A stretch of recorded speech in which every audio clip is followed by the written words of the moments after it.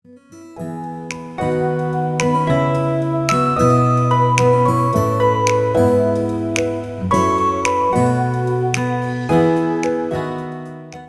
what's up mga kautang? Welcome back dito sa aking channel. No? So, Sister Peace, ang inyong number 1 palautang. So, ngayon mga kautang, kukumustahin na naman natin kung magkano yung interest ngayon dito kay Fast Cash Loans up to 25,000 pesos. So, wala nang patumpik-tumpik itong mga kautang, no? I-share ko sa inyo ngayon. Hindi lang ang aking experience yung ating pag-uusapan, kundi experiences din ng mga umutang na dito. At bago tayo magsimula mga kautang, gusto ko lang sabihin sa inyo na kung kayo ay employed or self-employed at gusto nyo mag-apply sa bangko, mga kautang, they offer minimum 20,000, maximum of 1 million pesos.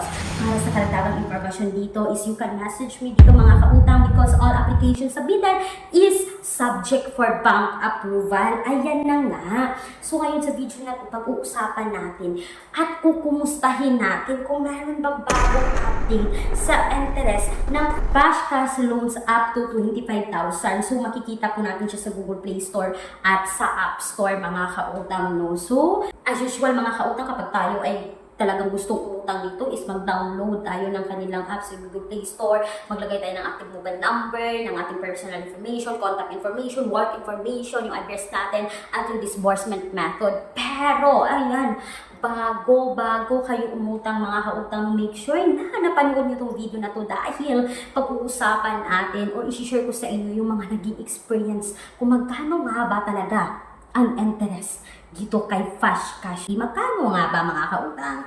Yan. So ito na. Ito yung isang commenter na sa Google Play Store, no, talagang nag-research ako, nagbabasa ako at in-screenshot ko talaga mga kautang para talagang may basihan tayong lahat.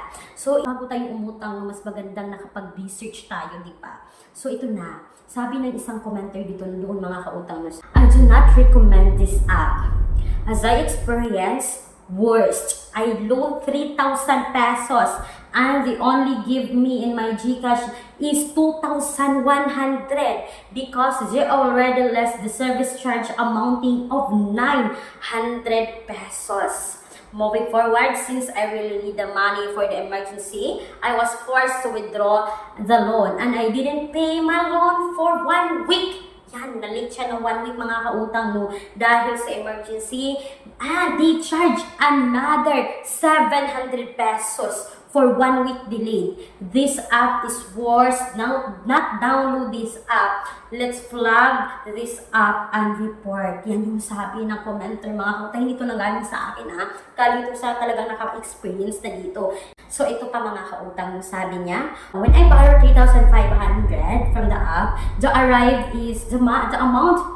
When I borrow 3,500 dito mga kautang, yung na-receive daw niya is 2,625 kasi may deduction na 875 pesos. So, hindi niya nabayaran agad mga kautang. Kinaumagahan po is naging 4,092.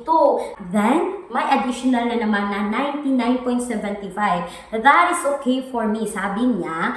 But, only few hours, they added 166 pesos again. So yun mga kautang, kapag talagang nadili kayo dito, is talagang mag-a-additional sila, mag-a-add sila. So yan yung sabi dito ng isa pang commenter ng mga kautang dito sa Google Play Store.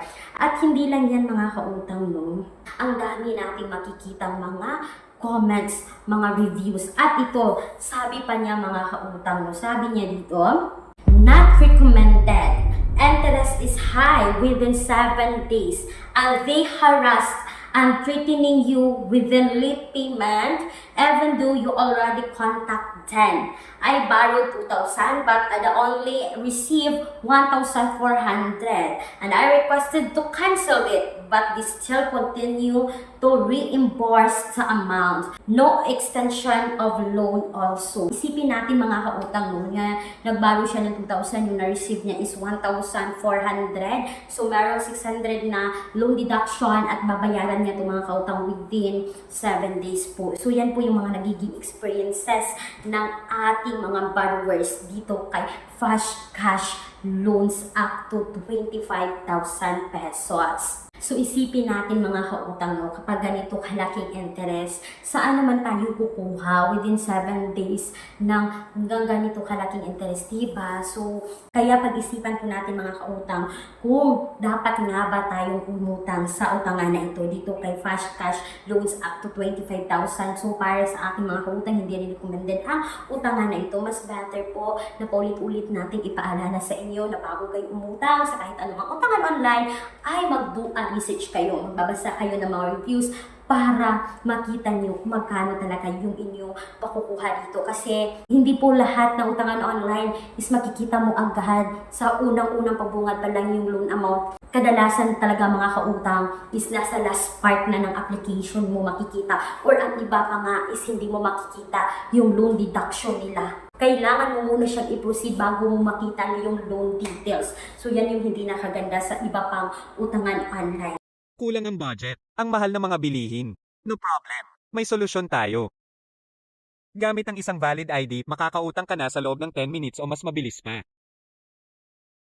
Mag-apply ng loan kahit anong oras, kahit gabi o kahit weekends or holiday. Maaaring i-check ang pinned comment sa video na ito, bisitahin ang link at mag-apply na. So that's all for today's video mga kautang. Huwag niyo kalimutan na maglalagay po ako ng alternatives online loan app sa description box or sa pen comment section ng video na ito. At huwag kalimutan na hanapin ang hashtag word sa loob ng video na ito. Once again mga kautang, this is Clarice, ang inyong number 1 para utang. Dahil utang is life. Bye bye bye mga kautang!